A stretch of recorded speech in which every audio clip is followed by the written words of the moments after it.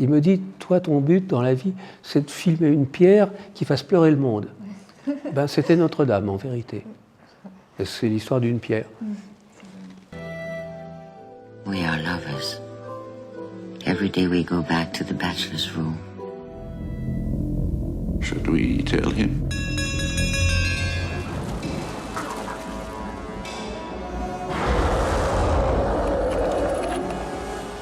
Alors on y va! Ça veut dire désastre annoncé.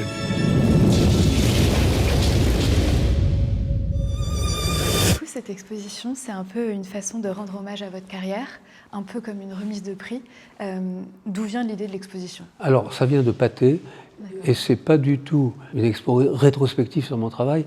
J'essaye de faire comprendre ce que c'est que le boulot de metteur en scène. Parce que, vous savez, la plupart des gens, je fais même pas mal de masterclass, choses comme ça, je m'aperçois que même les élèves de cinéma n'ont pas la moindre idée de ce qu'il faut faire quand on est metteur en scène. C'est-à-dire que, avant le film, moi j'ai un an de boulot, de rencontrer les spécialistes, de lire des livres sur le sujet. Le tournage, c'est le moment le plus rigolo parce qu'il y a des gens qui s'agitent partout, du matériel et tout. Mais la post-production, c'est un moment formidable. La musique, c'est un moment formidable. Et donc, j'essaye d'expliquer tout le boulot qu'il y a sur les costumes. Si vous vous trompez de costume, vous allez mal diriger vos acteurs. Parce que les acteurs, ils auront des chaussures trop serrées et du coup, ils auront une façon de marcher qui ne sera pas convenable pour le rôle décontracté qu'ils doivent jouer à l'écran. Donc, si vous voulez, moi, j'ai été passionné par ce métier depuis que j'ai commencé très tôt, d'ailleurs. J'ai eu mon premier chèque de metteur en scène à 19 ans et demi. Et donc, ce qu'il y a de passionnant, c'est justement, si vous voulez, d'avoir tous ces métiers à faire. Vous voyez là, je vois des statues. Mais ces statues-là, elles ont été faites pour le film, par les sculpteurs khmers d'Angkor. Les costumes, ils ont tous été faits pour le film. Et à quoi ça sert? D'abord, de faire une image qui transporte le spectateur dans un autre monde, mais aussi de faire que mes acteurs, qui sont les porteurs de l'émotion et du sens du film, se sentent eux-mêmes dans un autre monde. Et donc, quand ils voient les figurants autour d'eux habillés d'une manière cohérente avec une époque, mais ils ne sont plus les mêmes. Oui, ça permet d'immerger. Mais oui, donc si vous voulez, c'est de la mise en scène. Vous voyez, il n'y a pas si longtemps, je dînais, l'ambassadeur de France à Pékin voulait dîner avec moi, donc je dîne avec lui, et je reçois ce jour-là un appel de mon acteur, de l'amant. Et qui me dit, ça me ferait plaisir de te voir, quand est-ce que tu es libre? Je lui dis, écoute, là je suis à un dîner. Ah bon, t'étais où? Il me dit, moi je suis à Hong Kong, enfin, c'était avant le dîner. Je suis à Hong Kong, mais je viens de voir. C'est quand même 3 heures de vol. Il vient, et au moment où je présente à l'ambassadeur, il me dit, Jean-Jacques, est-ce que tu te souviens que tu ne m'as donné qu'une seule indication? Je lui dis, tu te fous de ma gueule? J'étais là tous les jours. Il me dit, non. Quand tu m'as reçu pour le casting au Peninsula, qui est l'hôtel en face, tu m'as dit, votre rôle, c'est d'être la dignité de l'Asie. Et il m'a dit, ça m'a suffi. Mais j'ai été amené à le mettre dans des décors qui étaient des décors d'époque. J'ai fait repeindre Saïgon. Les scènes d'amour, je les ai fait faire à Paris, parce que mon équipe vietnamienne était très pudique. Et savoir qu'on faisait une scène d'amour aurait dérangé mon équipe, donc ça aurait dérangé mes acteurs. Donc si vous voulez, je suis très... je pense d'abord au sens de mon film, et ensuite je pense que ce sens, il va être porté par les acteurs. Donc tout ce que je fais, c'est au service de l'histoire, au service du sentiment, et non pas de ce que parfois les gens ont cru, pour que ça soit beau. Non, c'est pas le propos que ça soit beau. Tant mieux si c'est beau. C'est que ce soit immersif. Mais bien sûr. Donc, si vous voulez, et j'ai souhaité, quand Pathé m'a dit, ça serait bien de faire une exposition sur ton travail, j'ai dit, mais il faudrait faire que cette exposition permette de comprendre la diversité de mon métier. Et la complexité et la maîtrise nécessaire de l'outil cinéma. parce qu'on est des bricoleurs au bout du compte. Hein. On a un matériel très technique pour faire un truc artistique. On est un peu comme les architectes, si vous voulez. Les architectes, ils dépensent beaucoup de sous, c'est beaucoup de budget, et ça doit être un concept intéressant. Les lieux et les décors jouent en général un rôle très important dans vos films. Est-ce que c'est ce qui vous inspire en premier, ce qui vous donne envie de tourner? Les décors extérieurs, la nature, l'environnement? Non, c'est le sujet. Le sujet. C'est le sujet.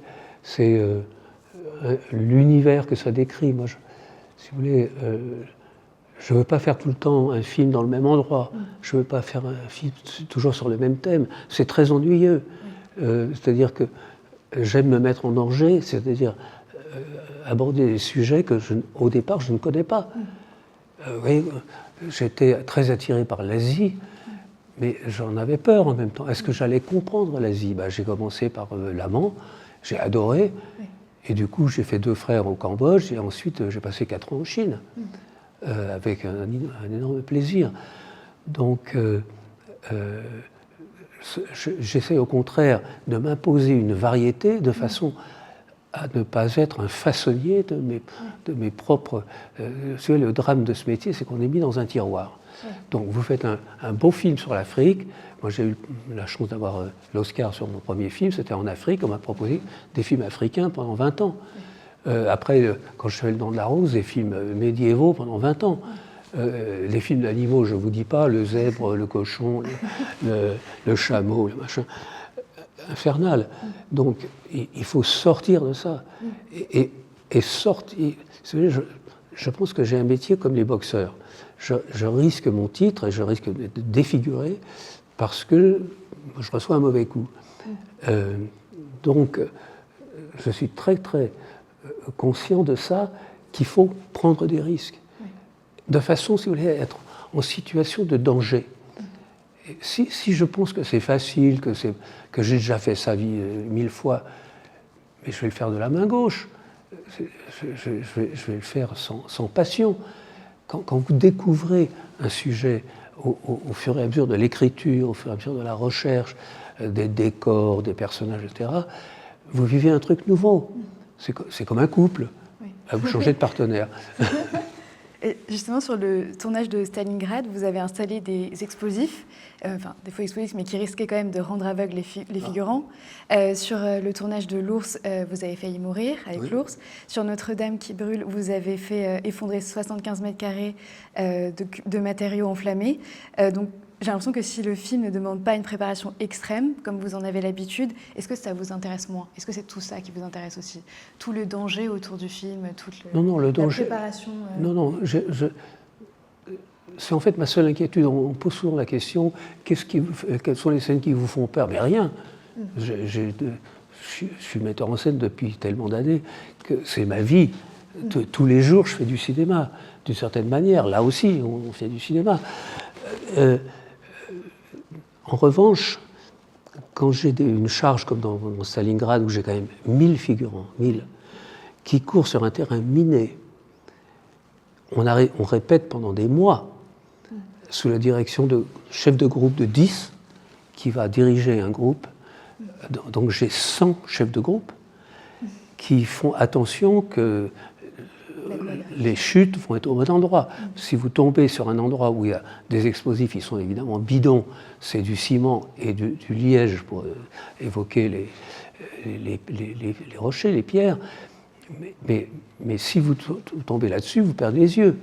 Donc moi, quand je donne le coup de sifflet du démarrage de la scène, je suis inquiet non pas pour la beauté de la scène, mais je suis inquiet pour de ne pas voir un hélicoptère de la sécurité civile arriver pour emporter un blessé, vous voyez. Et ça, c'est une préoccupation très grande que j'ai.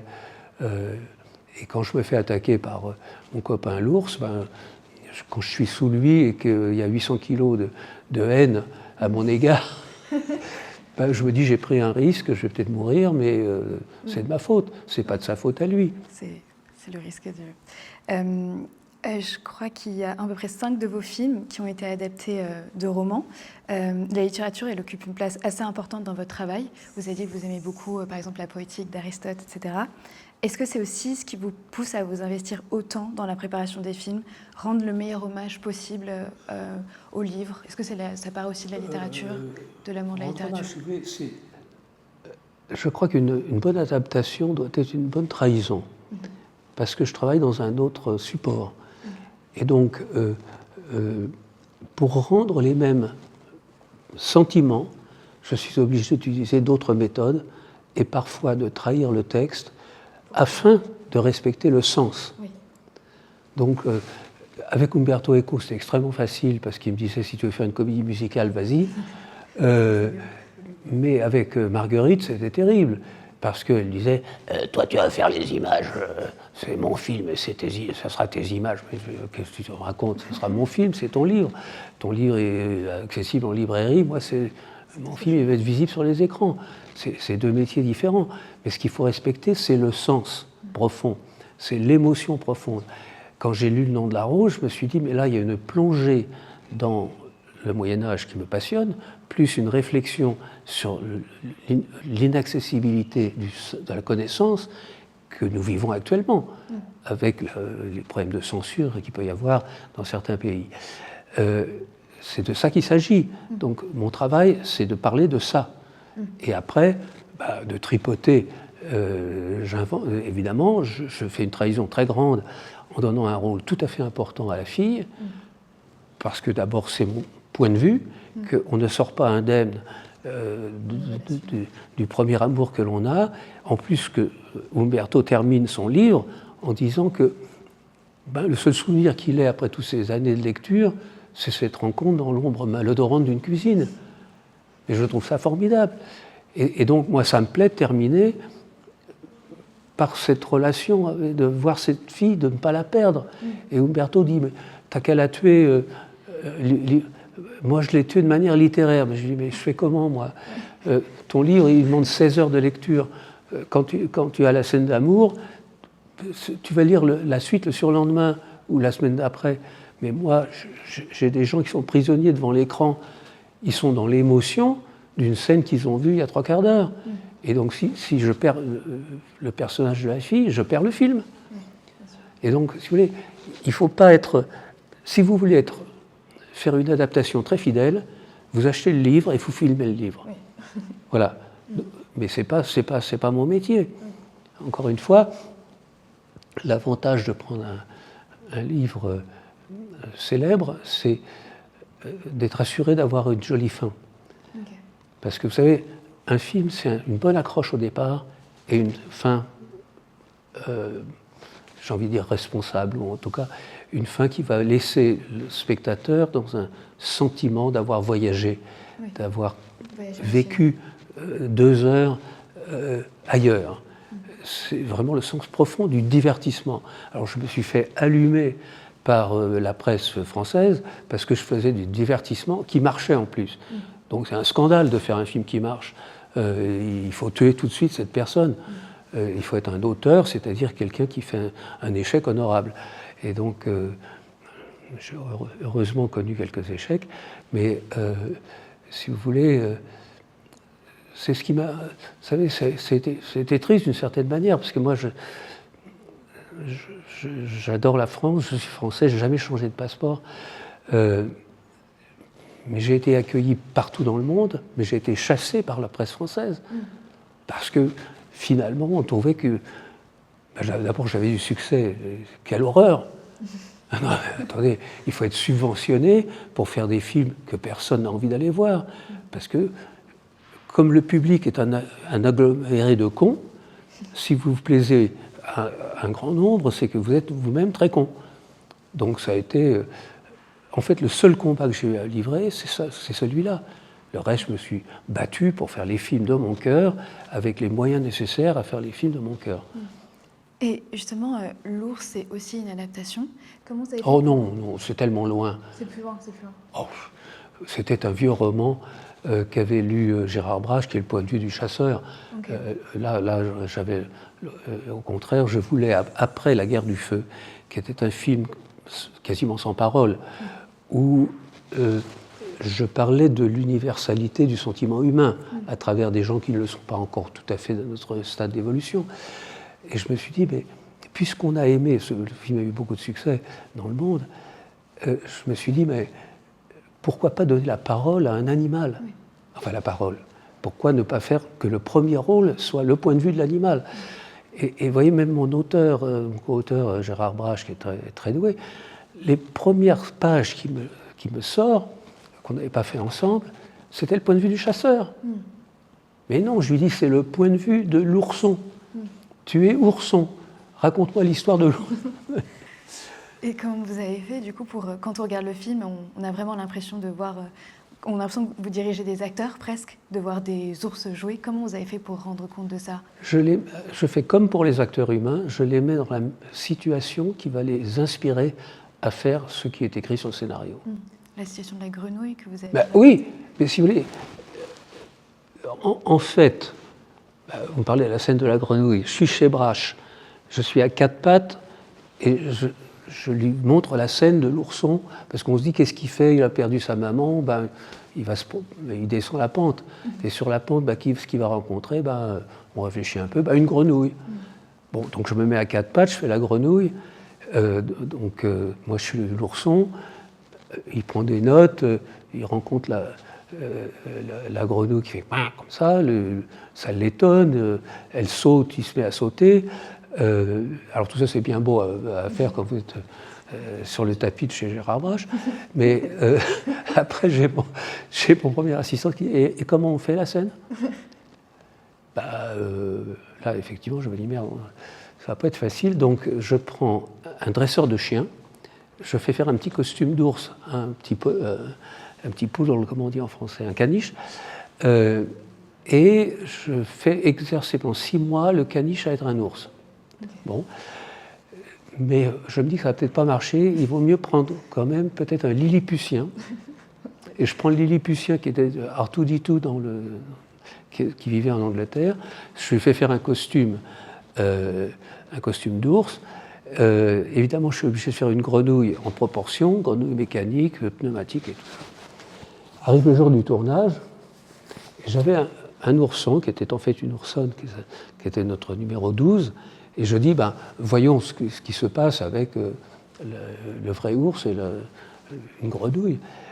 J'avais choisi un décor où il y avait une petite rivière à côté. Voilà-t-il pas que mon ours fait exactement le storyboard. Prise 1. Mais je ne vous dis pas la tête du mec qui a son chien sous le bras, avec son petit costume d'ours, et du lilliputien qui s'exerce depuis 6 mois dans les forêts près de Londres, et on leur dit, finalement, vous pouvez retourner à Venise et prendre l'avion, c'est fini pour vous. Donc, si vous voulez, encore une fois, c'est que si vous écrivez une scène complètement inadaptée à la vie d'un jeune animal, et des qualités et des défauts des ours, ils ont une très mauvaise vision, par exemple. Il faut le savoir. Donc, quand je fais l'ourson, je suis un ourson avec une mauvaise vision. Quand je dirige l'amant, je ne suis pas une jeune fille, moi. Mais je m'identifie à une jeune fille, et de l'autre côté, j'ai un Chinois, je ne suis pas chinois non plus.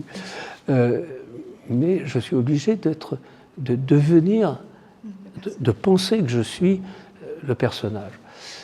Et donc, c'est pour ça que j'ai cette technique avec les acteurs de les mettre à côté de figurants qui sont habillés de manière qui va leur indiquer dans quel film on est, dans des décors qui va les inspirer. Je fais la même chose avec les animaux. Et du coup, très souvent le matin, je pars de l'hôtel, je me dis, mais quel est le con qui a écrit cette scène? Et je me dis, c'est moi, il faut la faire maintenant. Et vous savez quoi? Quand je reviens du tournage, je me dis, ça a marché. Ça a marché parce que finalement, quand je filme des tigres, je vais voir Thierry Leportier, j'étudie la vie des tigres, je lui demande quelle est son expérience avec les tigres. Et finalement, vous avez quelque chose de tomber juste. Oui. Et autrement, vous savez, c'est comme diriger des bébés. Oui. Vous faites comment pour dire à un petit, tu montes sur la table, tu te vautres dans le gâteau à la crème chantilly. Il ne sait pas le bébé. Oui. Mais il va peut-être le faire si vous le laissez tout seul avec un beau gâteau à la crème chantilly. Il va peut-être pousser le tabouret, y arriver et se planter la gueule dans la crème chantilly. Donc, si vous voulez, les gens se trompent complètement sur mon travail. C'est-à-dire qu'ils ne comprennent pas que les décors, que tout ça... Alors oui, c'est beau. On me reproche d'avoir pris des beaux acteurs. Mais je suis désolé, les Grecs, ils faisaient des statues de gens plutôt agréables à regarder. Sauf que quand je fais le nom de la rose avec des personnages qu'on appelait des grotesques autrefois, mais moi je les trouve passionnants, ces gens. Je les trouve beaux. Et si vous voulez, un des plus beaux paysages à filmer, c'est le visage des humains. Oui. Parce que c'est très compliqué, c'est très complexe et tout. Mais en fait, tout est au service du sentiment et du sens du film. C'est-à-dire que c'est beau pour permettre une meilleure identification du public avec les personnages auxquels on doit s'identifier. Vous avez filmé la nature à peu près sous tous ses angles. Chaque film représente un vrai challenge pour réussir à capturer son hostilité. Est-ce que le prochain défi, ce ne serait pas justement de filmer la nature confrontée au dérèglement climatique? Est-ce que c'est quelque chose qui vous intéresse? Écoutez, on avait travaillé avec Brache sur l'histoire d'un arbre. Mais, à la différence, moi j'ai un livre que j'adore qui est L'intelligence des fleurs, L'intelligence des plantes, de Metterlink, qui vous explique que les plantes, elles survivent par la séduction.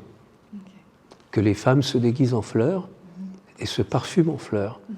Bon, eh bien, les arbres aussi, les arbres se battent les uns contre les autres, il faut le savoir. Et Gérard n'avait pas du tout compris ça. Il racontait l'histoire d'un arbre qui avait été le témoin d'événements historiques, mais non. Donc j'ai arrêté. Mais en fait, je vais raconter un détail. Quand j'étais en promotion de l'Ours, et Umberto Eco venait d'être docteur honoris causa à la Sorbonne. J'arrive en retard, je le trouve dans l'escalier, il me serre bien fort, il me dit « Je lis dans toute la presse que tu aimes les ours, parce que ours au pluriel, on se dit ours, et en fait c'est pas ça, tu aimes l'effet coulé de chauffe. » Bon, très peu de gens savent ce que c'est que l'effet coulé de chauffe. Je lui dis « Écoute, j'ai fait 1000 interviews sur ce film, tu es la seule personne à comprendre que j'ai fait le film pour vérifier l'effet coulé de chauffe. » Bon. Un truc très technique, et l'art du contre-champ, si vous voulez. Et je me souviens, il enchaîne en me disant « Si tu as raison de ne pas le dire, parce que si tu parles de l'effet coulé de chauffe, tu auras la couverture des cahiers du cinéma. Mais là, tu cours à la banque. » Je lui ai dit « Non, c'est pas moi qui cours à la banque, c'est mon producteur. » Et si vous voulez. Et après, il a enchaîné sur un truc qui m'a intéressé. Il me dit, toi, ton but dans la vie, c'est de filmer une pierre qui fasse pleurer le monde. C'était Notre-Dame, en vérité. C'est l'histoire d'une pierre. Et à propos du casting, je sais que c'est Sean Connery qui est venu vers vous pour Le Nom de la Rose. C'est aussi Brad Pitt qui est venu vers vous pour 7 ans au Tibet. Qu'est-ce que vous aviez imaginé à la base? J'avais imaginé pour Sean Connery, comme c'est un personnage du Moyen-Âge, un intellectuel, etc., je voulais prendre un acteur d'une 50aine d'années, qui ne soit pas connu, mais qui soit charismatique. Grosse erreur. Grosse erreur. J'ai parcouru le monde. Je suis même allé en Nouvelle-Zélande voir certains acteurs. Et je ne trouvais pas. Et l'agent de Sean, qui s'appelait Majkowicz, m'appelait toutes les 2 semaines en me disant « Jean-Jacques, il faut rencontrer Sean Connery ». Je disais « Tu me fais chier, je ne vais pas ».